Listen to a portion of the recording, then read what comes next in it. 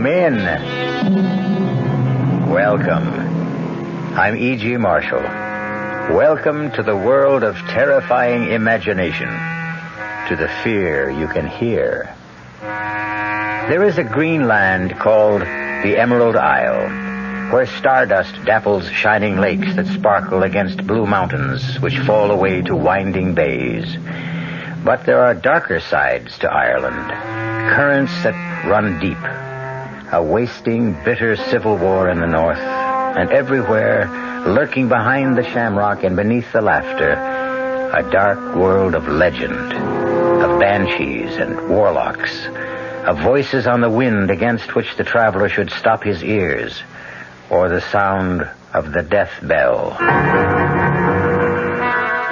Our mystery drama, The Death Bell, was written especially for the Mystery Theater by Ian Martin and stars Michael Tolan. It is sponsored in part by Anheuser-Busch Incorporated, brewers of Budweiser, and by the Kellogg Company, makers of Kellogg's Special K cereal. I'll be back shortly with Act One. Hello, this is Goldilocks. It seems like only yesterday that I was a little girl tasting porridge. You know, this one's too hot. This one's too cold. And now I conduct taste tests on diet drinks. And there's one I must tell you about. Sugar-free diet 7-Up. It has a fresh, natural, delicious taste. It drives my taste meter crazy. Sugar-free diet 7-Up. This one's just right. Computers. We're big on that. You deserve an airline that remembers your name. Ozarks Computer helps us not to forget your name, reservation, connections, your return plans. At Ozark, a big impersonal computer helps us deal more personally with you. Computers, we're big on that at Ozark Airlines. Now go Ozarks Evening Jet at 6:45 to Washington with through service to Champaign-Urbana and Peoria. Since time immemorial, man has sought to trace the future in the lines of the palm. The best answer always is, if you truly believe. As in spite of herself, it would appear that Sheila Doyle does.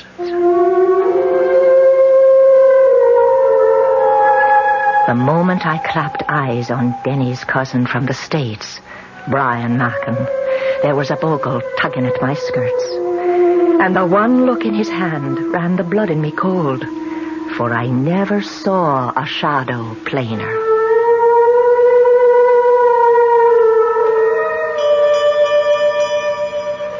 Brian? Oh, yes, Denny. Well, what are you doing over by the window? I'm trying to see where that bell came from. What bell? It's been ringing ever since you went up with Sheila, don't you? Well, that's funny. What? It stopped. You didn't hear it? Nope. Well, maybe you're just used to it. Don't you have some kind of a bell around here? Well, the church? No, not a church bell. Something much smaller, like, on an animal, maybe.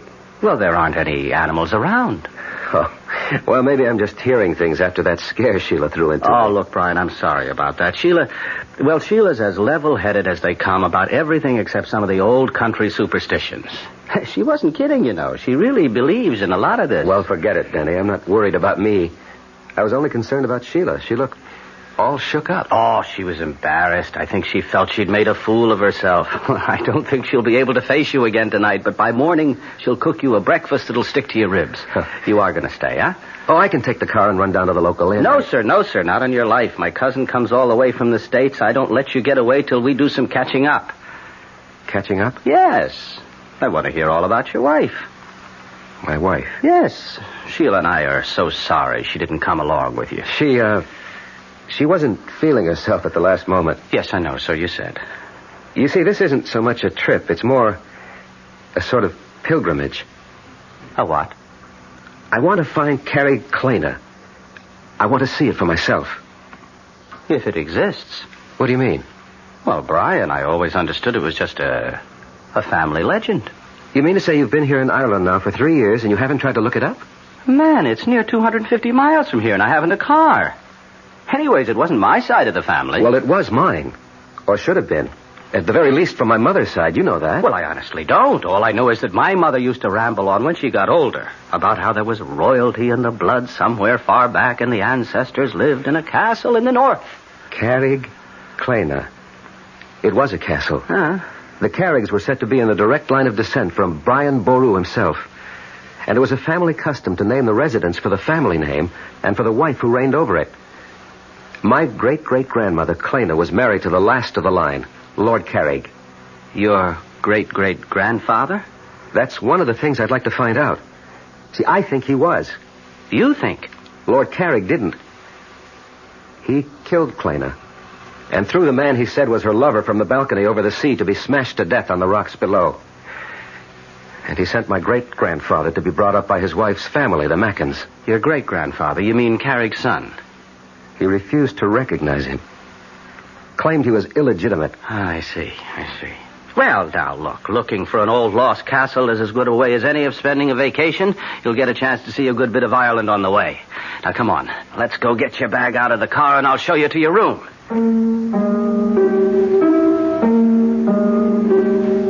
For the first time in our marriage, I found myself getting a little annoyed with Sheila as I walked Brian to the car. There was that vague kind of family connection between us. You write off as cousins, but mostly what we were was old friends and classmates. Now, with Sheila's superstitions jogging my imagination, I was uneasy with Brian. A feeling, thank the Lord, that a few minutes in the soft Irish night blew away. Oh, it's good to be alive on a night like this. It makes me think of... What, Brian? Commencement. The end of the term, anyway. or after the last ball game of the season. Tired, but loose. You remember? Well, for pitchers, maybe. Catchers with old football knees took longer to unwind. Well, so, how's the old rat race? Advertising? Oh, it still goes round and round. Hamsters on a cage wheel. How's the writing? Slow, but sure. And I make an honest buck cutting peat to keep myself in shape. You're a happy man. Oh, what more could I ask for? Wait till you see your namesake tomorrow. Little Brian. How soon will he be 2? About the time his little sister comes to join him, 6 months or so. Oh, hey, you're having another? Yes. Oh, well, that's solid, man. It's solid. Well, you know I always liked kids. Nothing like having your own, though. And how about you, senior citizen? What does that mean? Well, you have been married longer than Sheila and me. When are you and Gloria going to have yours? As a matter of fact, Gloria got pregnant 7 months ago. Oh, and you're trying to keep it secret. So that's why she didn't come along, huh? That's one of the reasons. Ah. But come on, I can't keep you away from your wife any longer. Here, just let me get my gear and we can hit the sack. Oh, there's no hurry. For my money, we could sit up all night and shoot the breeze. Well, that'd suit me if I didn't have a long journey ahead of me tomorrow. Oh, I see. You're still determined to go chasing rainbows. I heard the door close when they left the house, and had gone to the window to watch Denny and Brian talk at the car. I couldn't hear the words, but at least Brian's arms slung around Denny's shoulder eased my mind enough to make me go to bed. Still and all, even with the soothing sound of their voices rumbling below and their laughter, it was long before I fell into an uneasy sleep. Oh, Danny? Oh, I'm sorry. Shh, Sheila, shh. Darling, go to sleep. It's all right. I was half on to waking. Turn the light on. No need. I'm all undressed. Just come into bed. And did you get Brian settled? Yes. He's snoring already. By the time I closed up and looked in on little Brian, he was dead to the world. Darling, what's wrong? You shivered. Oh, 'twas maybe a hair limped over my grave. Hold me. Who needs to be asked? Sheila, you're wrong about Brian. What way? We've had a long talk, just like old times. I never felt closer to him. Well, I know you've missed him since you came away here. We were always more like brothers than cousins. Well, I'm not saying he isn't tense and all wound up, but that's old stuff to me, Akushla. Oh, you're making to be a real Irishman again. Well, next to you because of you, and grateful I am. Are you for real, Danny? Don't you know? Oh, Sheila, I used to be all tied up in knots like Brian, and that's all it is, you see. Well, I hope you're right. You haven't heard the best news yet. What? Well, you're not the only one that's carrying a heart beneath your own. Gloria's expecting. Brian's wife? When? Before you. That's why she didn't come along this trip. Well, that's good news, Denny. I want to be happy for your friend, your cousin, your brother, almost. Well, so you can be. You can be. Sheila. What did you think you saw in Brian's palm? Don't ask me. First of all, because I have no words to tell you. And second, I'm praying to sweet Mary to forgive me. For I'm hoping it was himself who's only giving me a warning not to meddle in the Lord's business. The night is quiet outside, except for the tinkle of that far-off bell. There's a kind of peace. I had to stop here with Denny, touch normal life, if only for a moment. I will not think back, and tomorrow must wait till I find it.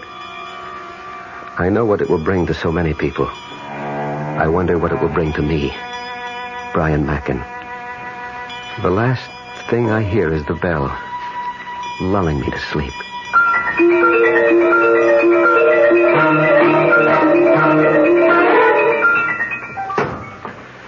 Well, that does it. All set for the road. No, I wish you didn't have to go so soon. So do I. Will you stop by then to see us on your way back? I don't know if I'll be coming this way, Sheila. Oh, try to make it. And Brian. Yes? The farther north you get, particularly beyond Sligo, hug the coastline all the way. Please, don't go near the border. Ulster, you mean? There's still a lot of trouble. I wish you'd forget the whole thing. Except I won't. Well, man, it's like looking for a needle in a haystack. And if there ever was a Carrickclana, it's probably nothing but ruins by now. If there ever was one, I'll find it. And I think I will. And if you should, what would it prove? I don't know. Goodbye, Brian. Come again. I'll try. Bye, Denny, old pal. I'll only say au revoir. And it's glad I am to have met you, and forgive me for last night. The gypsy's warning? I don't know what came over me. Think nothing of it. Well, so long, chum, and drive carefully. I hope you had a good night's sleep. With the good company and the good air, what else? Even the little bell I finally got used to. And off I went like a log. So here goes. Hail and farewell.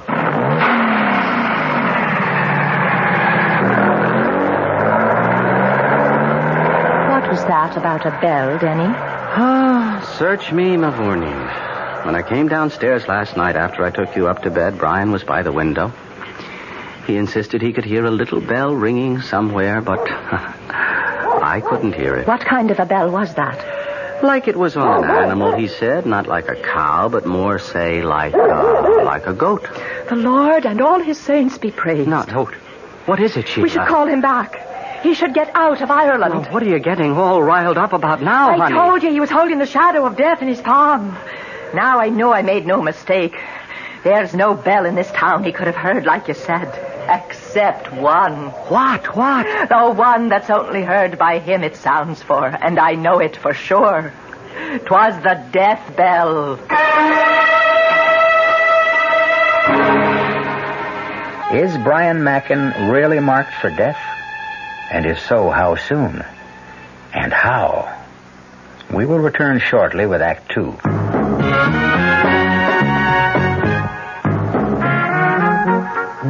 Some beer drinkers have funny ideas about beer. They think beer improves with age, like wine. Well, find a brewmaster, though. You'll find a beer drinker who knows better. The Budweiser brewmaster says it all depends on how beer is aged. Just letting beer sit in lagering tanks makes it older, not necessarily better. That even goes for keeping a case around the house for a couple of months. But there is one kind of aging that's good for beer. The Budweiser kind. Beechwood aging. In this kind of aging, something happens. It lets all the flavor of the choicest hops and best barley malt that go into Budweiser get through to you. Sure, it takes more time and trouble to brew Budweiser that way, but brewing beer right does make a difference. Anheuser-Busch, St. Louis. Hey, Mom, what's for dinner? Hey, Mom, what you got? It's time to get ready for the great outdoors, and your ShopRite supermarket has everything you'll need for cookout dinners and fun in the sun. And for this week's dinners, ShopRite is featuring whole grade A frying chickens, just 37 cents a pound. Roasting chickens, up to 4 pounds, 47 cents a pound. Choice beef rib steaks, $1.19 a pound. ShopRite Franks, just 89 cents a pound. Get all your outdoor cooking equipment and many great food values at your ShopRite supermarket this week. She loves the family. She wants the best. She does all that she can do. She lets ShopRite do the rest. Hey, Ma, what's for dinner? ShopRite has the answer.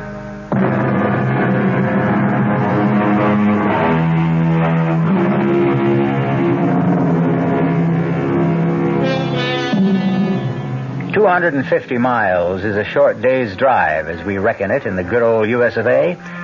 But through the length of Ireland, stopping more and more in the last 50 miles to ask the still unanswered question, do you know of a castle in these parts called Carrickclena? It's a long, long trip that at last has brought Brian Mackin to a little bridge across a valley stream.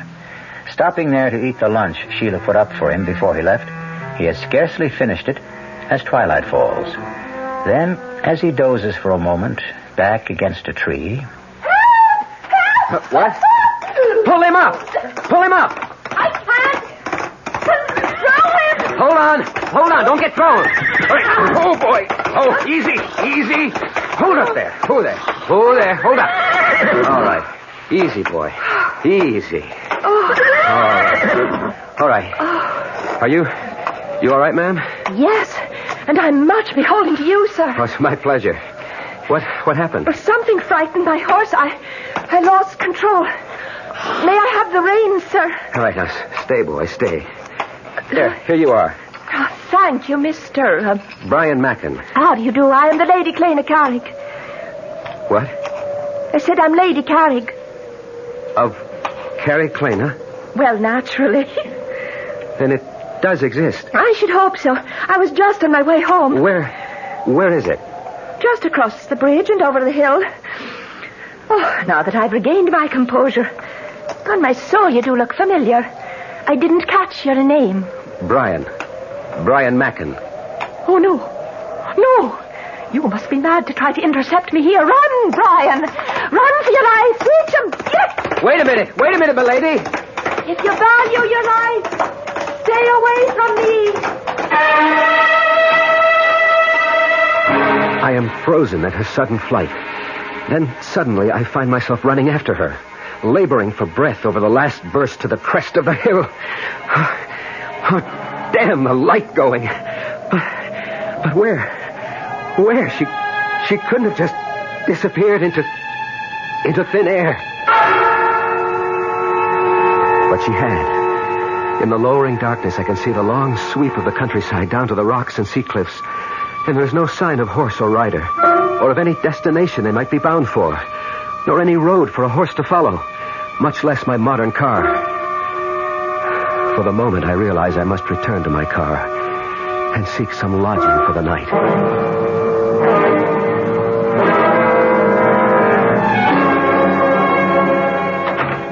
Danny, is that you? Well, who else were you expecting, Sheila? Oh, darling, I'm that glad to see you. Ah. It's late you are. Oh, we cut a few extra squares tonight as long as the light was with us.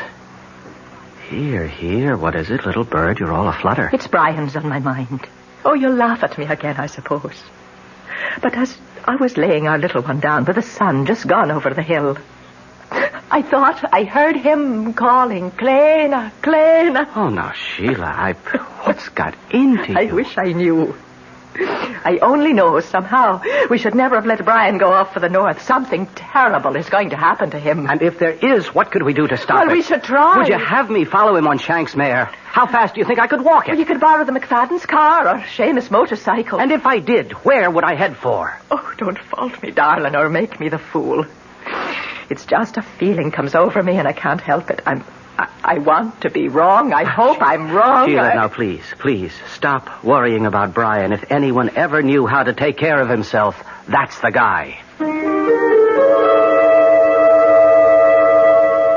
I said it with authority because I meant it, or I thought I meant it. Or I tried to mean it because I wanted to reassure Sheila. The truth is, I was shaken again. I'd been 3 years living in Ireland, long enough to fall under all of her spells, even the black ones. And I'd have given anything to know where Brian was at that moment. And what he was doing.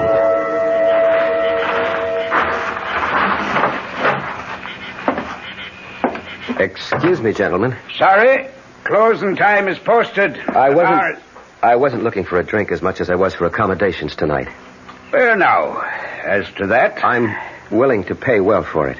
An American, is it? Well, for that much, I suppose we could be after finding your room and a bite to sup. And perhaps a little information?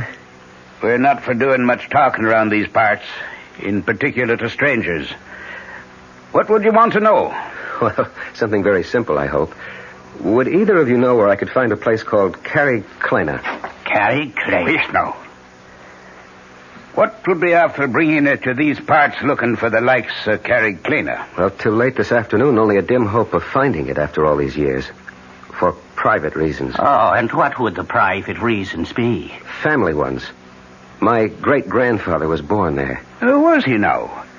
And what was it that late this afternoon gave you the good hope of finding Carrickclena? I ran into someone who lives there. Who lives there? Paddy? Will you hold your tongue, Mick? And who would you have met that said they was from the castle? A very beautiful woman. A girl, actually, who said she was the Lady Clena Carrick. Oh, the Lord and his saints preserve us. The Lady Clena? Where was this then? For about 5 miles or so north of here. There's a road goes winding down to a little bridge and then goes up a rise on the other side, but sort of peters out. Ah, that's the old Ballybrig across the Scallanore. Did you drive your car across that bridge? No, I stopped this side of it because the going was getting so rough. Sure, it's lucky you didn't drive on it. It might have carried away with you. That bridge has been condemned for anything but foot travel as long as I can remember. But why? Because it doesn't lead to anywhere anymore. It leads to Carrickclena somehow. How would you know that? Because the lady was bound for there on her horse. Ah, was it a big bay mare with a mane as white as snow? Yes, that's the one. And the woman, how was she dressed? Why, she was in sort of a green velvet dress with a big hat, like an old-fashioned riding habit, you'd say. Oh, Mary bless us. And the good Lord save us all. Old-fashioned it is for sure.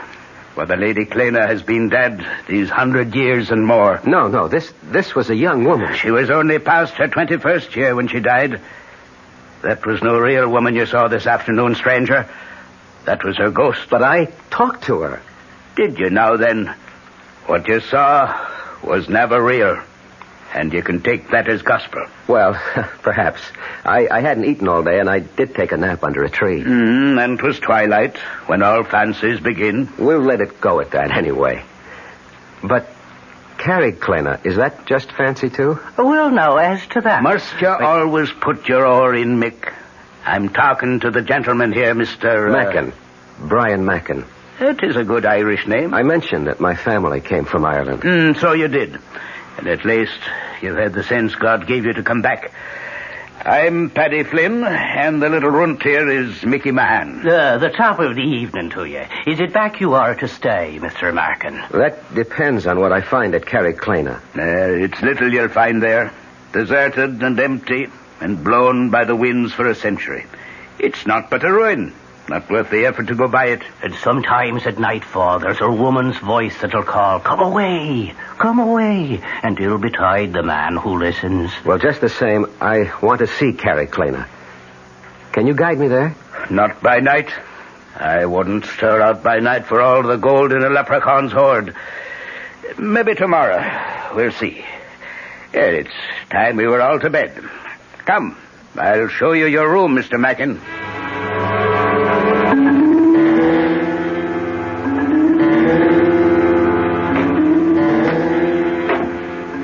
Do you think he's from the police? I don't think so, but I'm taking the chances. Sure, and what are you doing there?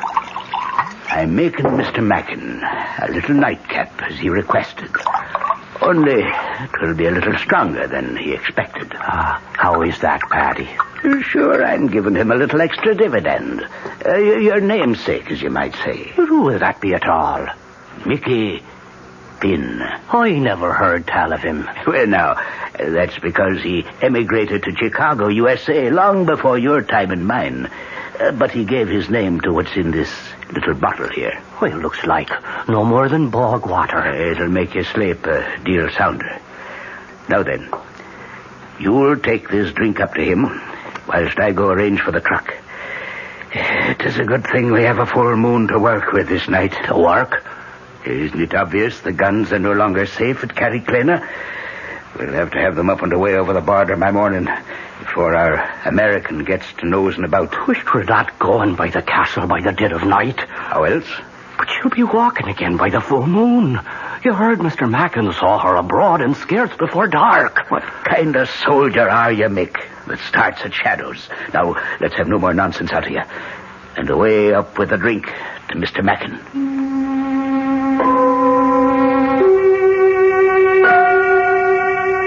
I look at my watch. It's just after midnight. The nightcap is untasted on the table beside my bed. I don't trust it. I don't trust a lot of things. But where to get rid of it? A vagrant memory drifts across my mind of jokes among old country people. A quick look under the bed, and there is the receptacle. It's a matter of a moment to empty the glass in it. And none too soon. I can hear stealthy footsteps approaching. Don't use the curse, Mick, unless there's trouble. If there is, I'll put him to sleep myself. Mr. Mackin? Mr. Mackin? I think he's away. Follow me. He's dead to the world. We'll check that out. He's drunk it. Will it keep him quiet long enough? 8 to 10 hours. And even when he wakes, he'll not want to leave his bed. Now come away, man. We've much to do.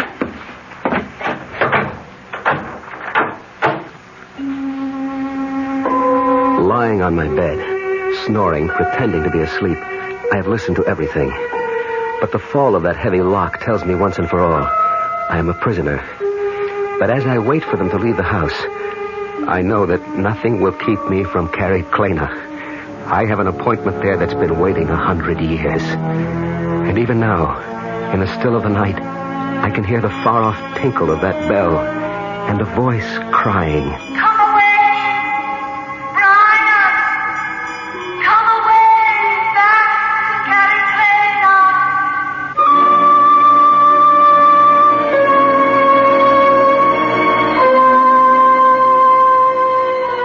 I will return shortly with Act 3.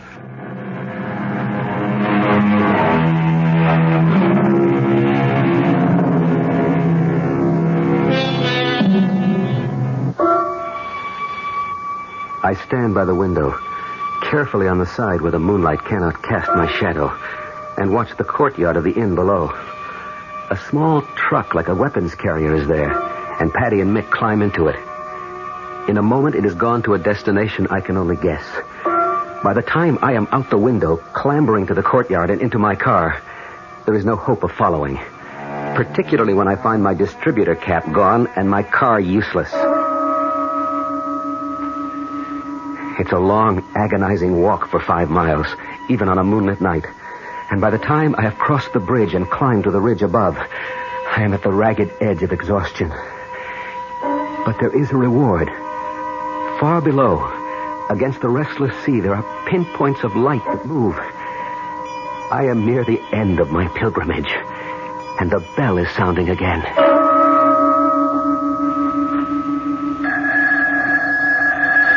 Danny. What is it, Sheila? The phone, it's ringing. Well, what time is it? It's 3:30 in the morning. Well, who could be calling us now? I don't know. I have been lying here awake, afraid that something was about to happen. Will you go down now and answer it, or shall I? All right. I'm on my way, but who? It's Brian. Or something about him. And whatever it is, no bell that rings in the night brings anything but ill luck.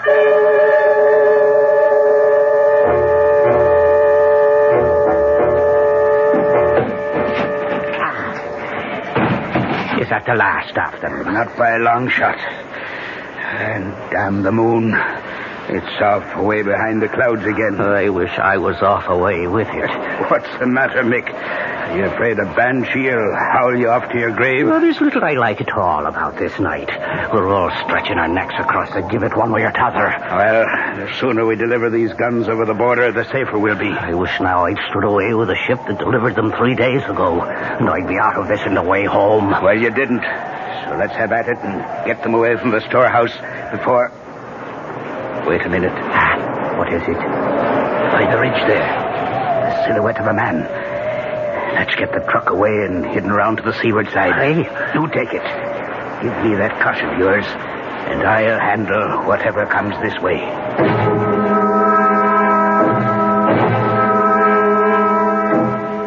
Yes, Sergeant, he was. Well, he left this morning, yesterday morning, about 9. All I know is he was headed somewhere north of Sligo, Galway Bay area. Yes, he was looking for a place named Carrig Clena. No, not at all. And please, he's a cousin of mine and a very good friend. You will keep us notified and let us know what's happening. Yes, I'd appreciate that. Thank you. What is it, Denny? Oh, what are you doing out of bed, Sheila? Who was on the phone? You said Sergeant. It was Liam Flaherty of the police. Sheila, there's all hell to pay. Tell me. There was a tracer from the States. They called the local here to get in touch with us. Why? The police in America. They're trying to get in touch with Brian. What has Brian done? That isn't the point. It's what's been done to him. What? Brace yourself, my darling. Somebody murdered his wife.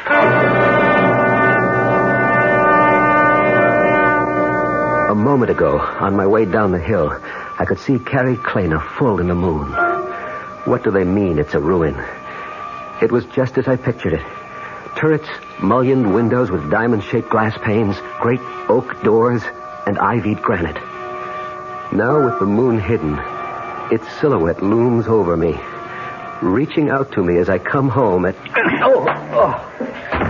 Oh, cool. You didn't have to hit him so hard. I wasn't taking any chances with Mr. Mackin this time. Is that who it is? Say for yourself. How do you get over the drink and away and here? No time to worry about that now. You think he is police or maybe the British? Whatever he is, we'll decide that later. Let's get the guns off and away first. I'm standing in front of the great door of Carrig Clena, and I know that everything's going to come clear at long last. I reach out and pull the bell. Even the bell is familiar, although I cannot quite place where I've heard it before. And now, the door is opening. Good evening, Brian. We've been waiting for you. Good evening, Your Lordship. I'm sorry I'm late. No matter. We've but just finished dinner, and her ladyship is with the child. Will you join me in a glass of mulled wine? At your pleasure. I've not seen you for some time, and... the devil. I forgot. I must catch my sea captain before he leaves, to send some packets. Will you forgive me? I should not be over 2 hours or so. May I hope you'll attend milady in my absence? I should be happy to, except... Would you not rather I transmit the packages for you on my way home? No. I must have certain words with the shipmaster that I alone can bring. Besides, I would not deprive Clena of some outside companionship. We're so isolated here, it would be cruel to deny her a new face to brighten her solitude. The hour is late. Perhaps would be better... No, I won't hear of it. You shall be our guest for the night, and I shall be back post-haste. I'll try to make it in as close to 2 hours as possible. Meanwhile, make yourself completely at home. I am in a dream, I suppose. For by my host's clothes, the speech, a calendar I find on the wall, I am back in the past over 100 years. But more important, I am within the walls of Carrig Clena, and the riddle of my whole life, I feel, is near to being solved. When Lord Carrig leaves, I am too impatient to wait for my answers. So I climb the great staircase to Clena's bedroom and knock on the door. Who is it? Brian. A moment. What are you doing here? I grew tired of waiting for you to come down. My husband, he's... Lord Carrick has ridden to town. It will be 2 hours before he returns. May I come in? I shouldn't let you. It's too late. I thought you'd left for good 2 years ago. When I lost you to him, I meant to. But for a while, I stayed hiding in the fen. Oh, I know you were seen. Do you know what you've done to me? And why do you come back now? I wanted to see the boy. By what right? Is he mine, Clena? I have to know. Is he mine? No. You called him by my name. It was a foolish choice. Why? Because I loved you. And now? Oh, Brian, the years have come and gone. Lord Carrick is my husband and the father of my child. And I have a whole new life I've learned to accept. I still want to know if the child is mine. Let me go. When you answer me. How could he be yours? He was born 10 months after I married Lord Carrick. Then why does everyone whisper he's mine? Because you didn't leave as you promised. Why didn't you take yourself right out of my life? But there was nothing between us after your marriage. We know that, but no one else believes it. They still think the child is mine. Even Lord Carrick. I can't imagine why he could have welcomed you here tonight. I can't tell you how he... Wait a minute. What is it? Hush. Dear God, he's here. You'll kill me. Over my dead body. And here it is. The moment I've reached back through a century for. The one I want to change. It's today I want to bring back. And Gloria and my own child that I killed in one moment of anger and hate as Lord Carrick plans to do with me and Clena now. I have only one chance of bringing Gloria back. To change history. Or at least to set it right. He's coming up the outside balcony stairs. Through the French windows. Run, Brian, he'll kill me if he finds you here. I'll kill him first for doubting you. Oh, in heaven's name, no. Lord Carrick, hold. So once again you try to steal my wife. Put up your dagger. I am unarmed. So much the better. You first, and then my wife. This time not so easily. I'm not the hunted, but the hunter. Look to yourself! He stands with his dagger half raised, frozen with inaction as I hurtle myself towards him, hands raised to shield and grapple and destroy him. But what I reach for is nothing but a shade. My outstretched hands grasp only air, and my hurtling body passing through his spectral waist crashes full tilt against the crumbling battlement, which gives way like powder. And of a sudden, just like the lover in the ancient legend, I am plummeting like today's skydiver towards the rocks below. And in this awful moment, I know that I was just as wrong about my wife, Gloria, as Lord Carrick was 100 years ago about Clena. Small comfort now to know that I am legitimate as the rocks below rush up towards me like an express train, and I am no more.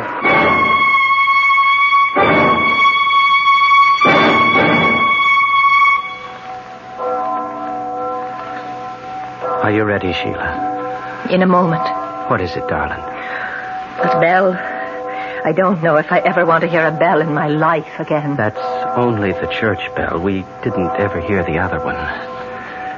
What happened to him, Denny? Oh, I'd have to be God to answer that. He snapped. The way a lot of us do when life spins us around too fast and curdles our brains. Why do you think I ran away from it all and came here to find peace? Brian really killed Gloria. He'd had a nervous breakdown 2 months ago. He escaped from the sanitarium. His obsession about paternity had put him there, and Gloria was asking for a divorce. He lost his head. She lost her life. But how did he think he could escape by coming here? I don't think he was looking for escape, but... Oh, I know it's such a writer's word, but... expiation. Are you saying, then, he was after taking his own life? We'll never know, Sheila. The police say there's some evidence that the IRA were using Carrick-Clena as a depot for smuggled arms from the sea. Maybe he stumbled on them. The local folk would tell you that anyone in that haunted castle after dark, especially when the moon was full, was risking God knows what. And someone I know very dearly sensed he was marked by fate for death. Oh, don't. I wouldn't wish that on anyone. Perhaps for Brian Macken 'twas the only way. Let's us go give him a decent burial. And wish him peace at last.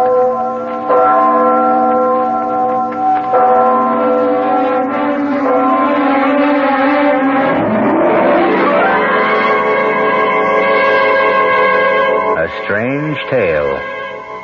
A tortured man who borrowed a century-old sorrow and carried it on his back like the old man of the sea.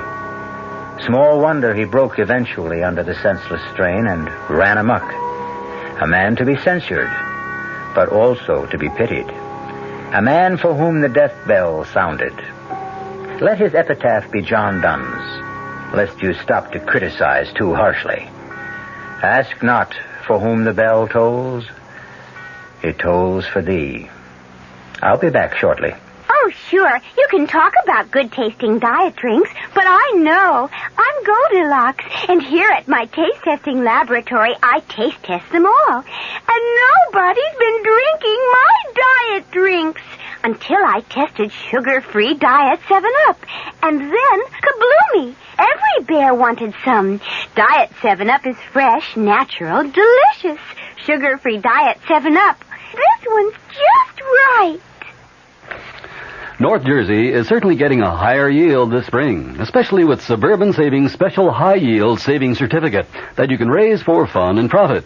All you have to do is plant a modest $2,500 minimum in Suburban Limited Issue 7.50% Savings Certificate. Then put your certificate in a nice, safe place.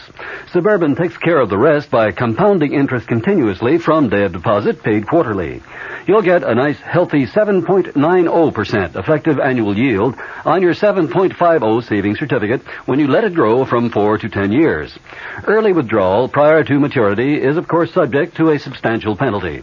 So for a nice, healthy 7.90% annual effective yield, grow Suburban's 7.50% savings certificate for fun and profit at any Suburban savings office in Bayonne, Edgewater, Elmwood Park, Emerson, Hackettstown, Morris Plains, Nutley, Paramus, and Sparta.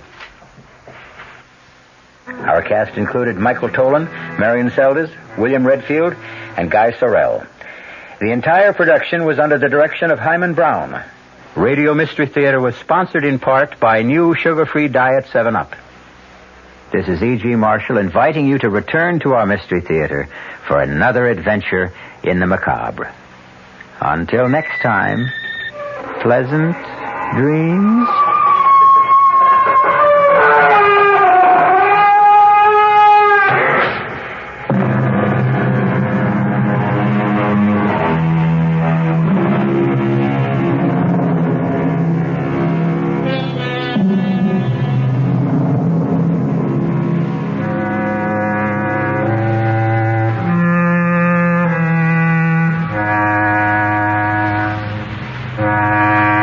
Mystery Theater program was furnished by the CBS Radio Network. This is Mary Helen McPhillips. Growing old may not be fun, but the only choice is to die, so hopefully most of us will grow old. And how to do it well is what we'll be talking about at 10:15 tomorrow morning on the Martha Dean program. Morton Puner, a member of the Gerontological Society, will tell us what we know about growing old. I hope you'll join me tomorrow morning at 10:15. I'm Fulton Lewis in the Mutual Broadcasting System studios in Washington, D.C. Now, my commentary. President Nixon's Watergate lawyer said today that he's going to move to quash a Watergate prosecution subpoena for 64 more White House tapes. He would not say whether the president will abide by any adverse Supreme Court decision should that tape battle come to that. Facing a deadline of Thursday for responding to the subpoena from Special Prosecutor Leon Jaworski, the president's defense attorney, James St. Clair, held a broad-ranging news conference here in Washington today, a news conference in which he discussed the president's reasons for making public more than 1,200 pages of edited transcripts of the Watergate tapes. He also disclosed that the House Judiciary Committee is seeking more than 140 additional tapes for its impeachment inquiry. Discussing Jaworski's subpoena, St. Clair argued today that the massive public release of transcripts by the president yesterday strengthens his effort to have the subpoena quashed. He said he will move now on two grounds. First, in his words, especially now, clearly the prosecution must have enough evidence to proceed to try these cases. And knowing Mr. Jaworski, I am confident that he wouldn't have indicted these people if he didn't think he had enough evidence to convict them. Secondly, acknowledging that the White House has a duty to make available materials that would be helpful to the defendants, St. Clair today said everything we know of is in that book of transcripts. Everything is there. He also contended that there was a significant difference between the Jaworski subpoena and the one issued last year in the name of former Special Prosecutor Archibald Cox. He said the Cox subpoena, which led directly to the explosive firing of Cox, was on behalf of a federal grand jury, and the 2 court decisions that went against the president in that case were based on the proposition that the grand jury has sort of unique requirements. The Jaworski subpoena, on the other hand, St. Clair noted today, is aimed at providing materials for use in court trials rather than in grand jury deliberations. Asked whether the president would abide by an adverse Supreme Court decision should the Jaworski subpoena lead to a court fight and eventually reach the Supreme Court, St. Clair today said, quote, I wouldn't want to comment one way or the other because I have not discussed it with the president, and I would not want to presume on his decision. In any case, he said, I don't believe that we will come to that. St. Clair also was asked to outline the strategic or tactical advantages that the president hoped to reap by making public the massive array of edited transcripts.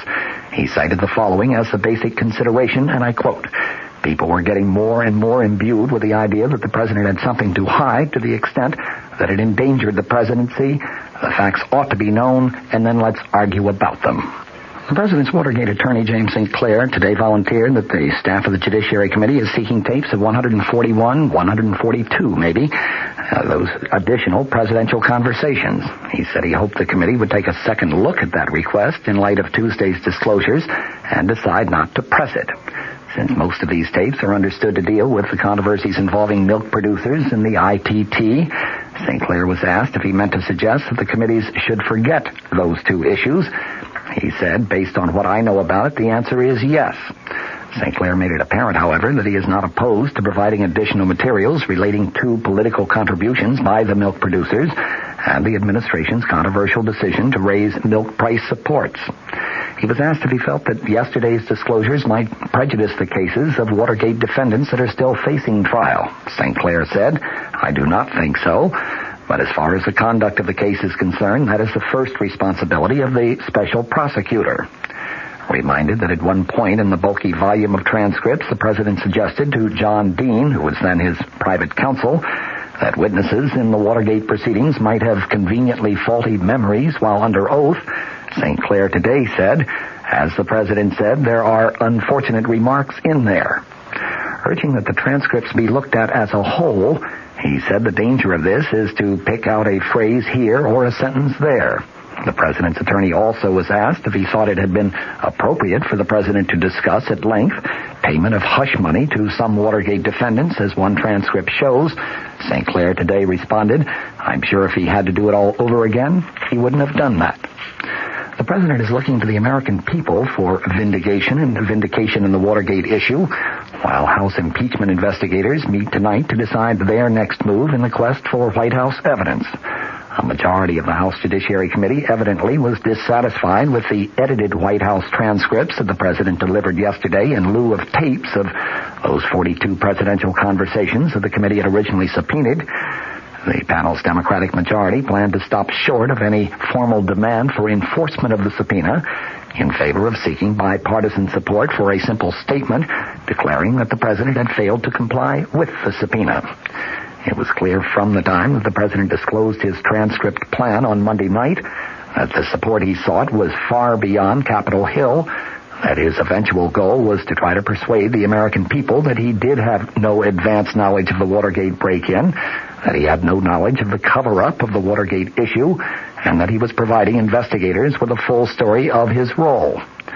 For all of the 1,308 pages of presidential transcripts, there are nonetheless many uncertainties about just what the president did or did not know and when he knew it, and what he intended to be done. It was, as the president's lawyers and the president himself had said, a document that is marked by ambiguities.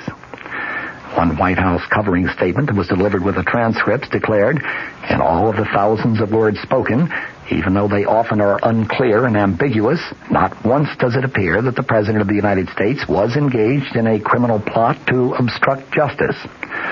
Those words also created a picture of a president feeling increasingly embattled and frustrated by a scandal, the disclosure of which he considered inevitable, but which he hoped to control, possibly even avoid. And they showed the president considering many alternatives, many different options, including at one point the payment of some hush money to the original Watergate conspirators. The transcripts covered conversations between September 15th of 1972 and April 27th of 1973. There were a few critical meetings, though.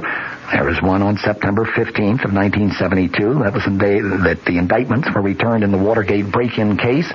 On that day, the president met with White House counsel John Dean, who was later to become the president's chief accuser before the Senate Watergate Committee. There was another meeting on March 17th, 1973. That's the day that the president learned that members of the White House Plumbers Unit, set up to trace leaks of classified information, had engineered the break-in at the office of Daniel Ellsberg, psychiatrist. There was a meeting just 4 days later, March 21st of 1973. That was the day the president said that John Dean first told him about the Watergate cover-up.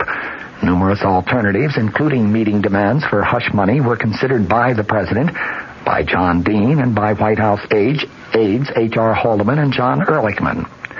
Less than a month later, April 14th, 1973, there was a meeting. That was the day of a rambling discussion of Watergate by the president, Haldeman, and Ehrlichman, during which they talked about the need to fire John Dean and the equally important need to convince former Attorney General John Mitchell to appear before the prosecutor and a grand jury. There were also a series of meetings in mid to late April 1973, during which the president learned more and more of the extent of the cover-up and the various progresses that were being made in the Watergate investigation.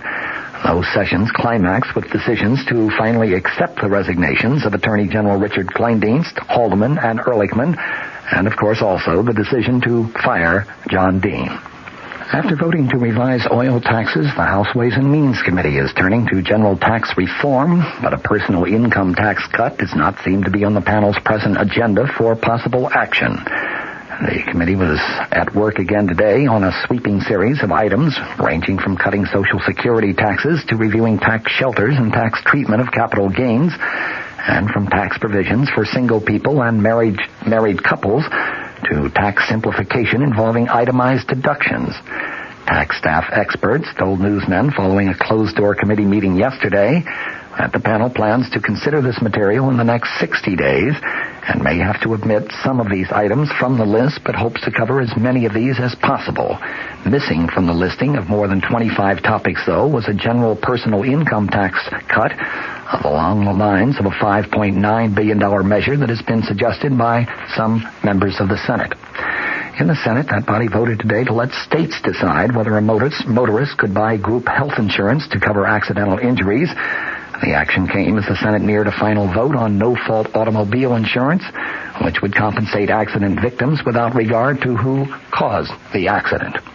San Francisco Mayor Joseph Alioto announced today that police in his city have arrested 7 black men in the so-called Zebra Street killings carried out by a black group, which in Alioto's words was dedicated to the murder and mutilation of whites and dissident blacks. He told a news conference, the police have pierced the veil of a vicious ring of murderers called the Death Angels. The Death Angels is kind of a reverse Ku Klux Klan.